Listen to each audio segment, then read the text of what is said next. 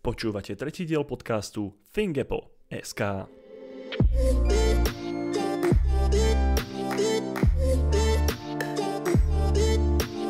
Moje meno je Dominik Kozmály a sprevádzam vás každý týždeň tými najhorúcejšími novinkami zo sveta Apple. Vítajte pri treťom vydaní, v ktorom sa dozvieme o osude bezdrôtovej nabíjačky AirPower, motýloch v klávesnici MacBookov, novinkách v iOS, o elektromobile od Apple a o príchode život zachraňujúceho EKG v Apple Watch do Európy. A možno aj k nám. Bajná nabíjačka AirPower je pochovaná. Apple po takmer 2 rokoch úmorného vývoja vzdal boj s vlastnou bezdrôtovou nabíjacou podložkou AirPower a celú ju hodil oficiálne zatiaľ, tak povediac, do koša. Problémy mala spôsobovať práve technológia bezdrôtového nabíjania, ktorá nefungovalo tak, ako si Apple predstavoval. Konkrétne sa malo jednať o nadmerné prehrievanie 3D cievok, ktoré mali nabíjať až 3 zariadenia súčasne. A keďže Apple je zvyknutý na prísne štandardy u svojich výrobkov, rozhodlo sa, že sa nemôže pustiť do predaja. Túto skutočnosť oficiálne oznámil pre portál TechCrunch sám viceprezident hardwarového inžinierstva Apple Dan Riccio. Otázkou zostáva, či sa aj dočkáme, kým je ešte bezdrôtovo podložkové nabíjanie v móde. Alebo nás Apple prekvapí skutočne bezdrôtovým nabíjaním, ktoré nebude potrebovať žiadnu podložku, pretože pôjde rovno vzduchom? A ešte jedna zastávka pri bezdrôtovom nabíjaní.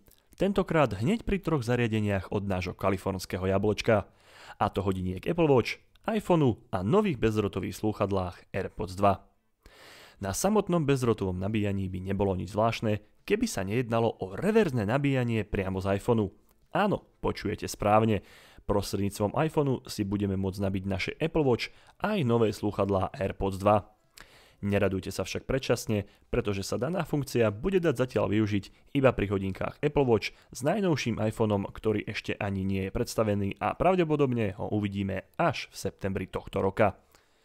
Ale tak, lepšie ako nič, veď predsa len nevždy máme so sebou kábel na nabíjanie hodiniek, ktoré bez tak vydržia maximálne 1 deň. Takto máme aspoň prísľub, že si ich budeme môcť dobiť šťavou priamo z iPhoneu a bezdrôtovo jednoduchým položením na chrbát telefónu. Auto od Apple? Sem s ním! Asi najschizofrenickejší produkt od Apple, aký sme tu kedy mali. Apple Auto raz je, potom nie je, potom zase je a takto to ide dookola už nejaký čas. Apple Auto je žiaľ iba náš familiárny názov. Podľa doterajších únikov sa však oficiálne akákoľvek práca v Apple ohľadom výroby auta nazýva projekt Titan. Tentokrát sa jedná o ďalší výstrel o možnosti stálej existencie tohto projektu. Apple totiž zamestnal špecialistu na elektrický pohon vozidiel, ktorý bol mimochodom doteraz viceprezidentom vývoja pohonov a batérií, hádajte kde, v Tesle Elona Muska. Tento záhadný projekt Titan prešiel už viacerými fázami vývoja od návrhu prototypu celého elektromobilu až po vývoj autopilota, ktorý môžeme poznať aj z vyššie spomínanej Tesly. Takže nám neostáva nič iné ako čakať, čo má Apple s autami v skutočnosti za ľubom. Apple Pay za dverami. Tento týždeň oficiálne potvrdili príchod Apple Pay medzi svoje portfólio ponúkaných služieb banky Slovenská sporiteľňa a banka N26.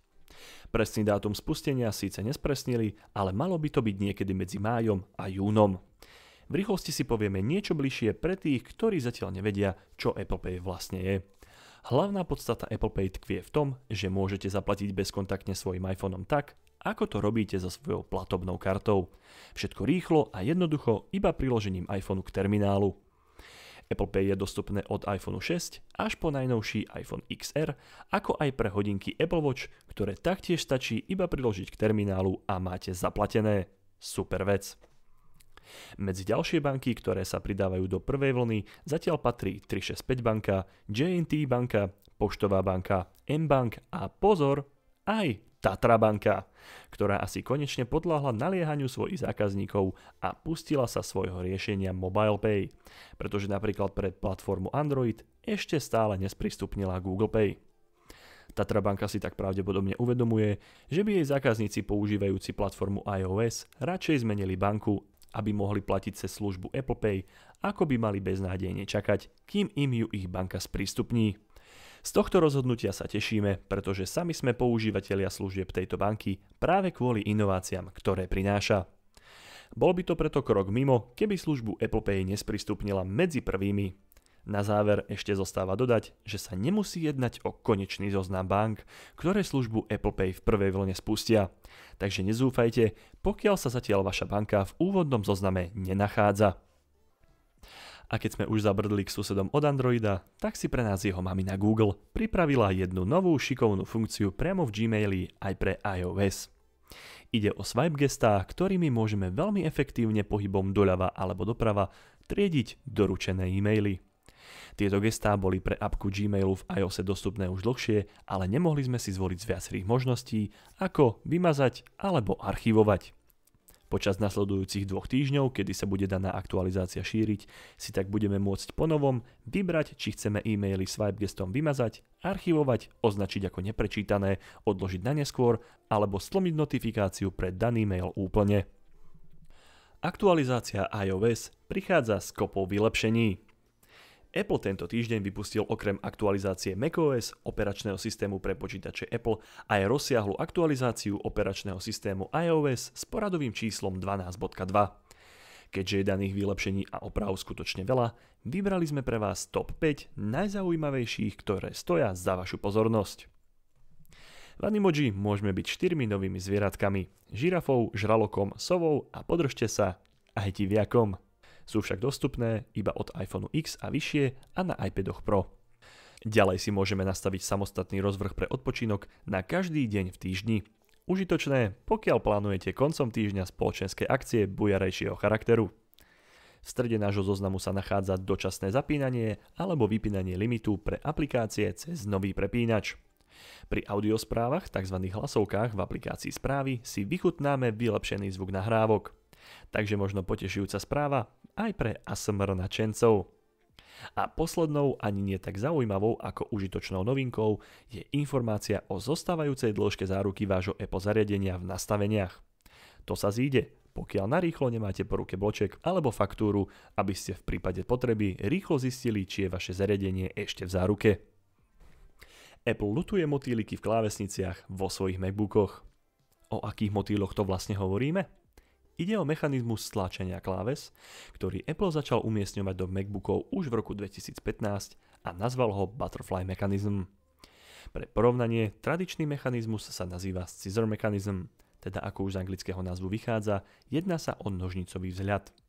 Tento nožnicový mechanizmus je o niečo vyšší, preto aj notebook musí byť o kúsok hrubší, aby sa do tento mechanizmus vošiel. A keďže Apple chcel a chce stále tenšie a tenšie notebooky, musel si vymyslieť vlastný mechanizmus, ktorý by mal zdvih kláves takmer minimálny. A tak prišiel na svet Butterfly Mechanism.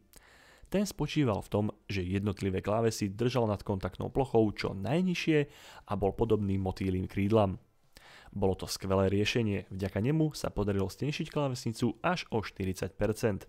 Avšak nastal jeden veľký problém, ktorý sa objavil v roku 2016 s príchodom MacBookov Pro. Stačila jedna drobná nečistota, mnohokrát len zrnko prachu, ktoré sa dostalo pod kláves a prestal fungovať. A nie je možné ho odstrániť bez stlačeného vzduchu alebo celej demontáže. Tak Apple začal vydávať nové, vylepšené verzie klávesníc, ktoré by mali tomuto problému zamedziť. V súčasnosti je to už tretia, ale stále to nie je ono. Preto sa v Apple rozhodli vypustiť výmenný program určený pre prvú a druhú verziu klávesníc. V prípade tretej daný problém spadá ešte pod záručnú opravu, keďže sú MacBooky a teda klávesnice tejto verzie ešte v záruke. Takže pokiaľ máte tiež problémy s niektorými klávesmi na vašich MacBookoch, máte nárok na výmenu. Celý problém však pred pár dňami zaklincoval Peter Stern z Apple, ktorý zhodnotil, že si uvedomujú problémy s Butterfly klávesnicou a je im to veľmi ľúto. Naznačuje to, že nech sa snažili ako vedeli, motýlikom v klávesniciach už nevedia pomôcť. A tak nás v najbližšej dobe čaká ich nahradenie niečím iným. Otázka znie, stojí tých pár milimetrov miesto funkčných kláves za to? No ale aby sme dnešný podcast ukončili pozitívne, ako posledné si dáme dve potešujúce správy. Apple opäť začal predávať legendárny iPhone SE. Všetci milovníci kompaktných veľkostí a ikonického sendvičového dizajnu sa môžu tešiť. Apple síce neuviedol novú generáciu iPhoneu SE, ale aspoň opäť spustil predaje pôvodného modelu v oficiálnom e-shope. V momente, ako boli znova uvedené do predaja, sa všetky vypredali rýchlosťou blesku. K tomu za veľmi priateľné ceny. 32 GB model za $249 bez dane a 128 GB model za $299 bez dane. Netreba však zúfať, pretože ho u nás ešte stále zoženiete za veľmi podobné ceny. Napríklad 128 GB verziu na najväčšom porovnávači cien zoženiete už od 329 € s poštovným zadarmo. Z Apple Watch si čoskoro zmeriame EKG aj u nás. Nová aktualizácia Apple Watch má sprístupniť funkciu EKG, ktorá bola doteraz dostupná len v Spojených štátoch amerických aj pre krajiny Európskej únie. Funkcia EKG je určená pre Apple Watch 4. Pre jej sprístupnenie bude potrebné mať nainštalovanú aktualizáciu operačného systému watchOS vo verzii 5.2 a v spárovanom iPhone najnovšiu verziu iOS 12.2. Konkrétny dátum príchodu aktualizácie watchOS pre Európu zatiaľ nie je presne známy kvôli regulačným obmedzeniam. Tie by však, pevne v to dúfame, mali umožniť príchodu funkcie EKG o to rýchlejšie, keď vezmú do úvahy záznamy ľudí a posledný výskum, ktorý potvrdil, že inteligentné hodinky s touto funkciou majú potenciál zachraňovať životy.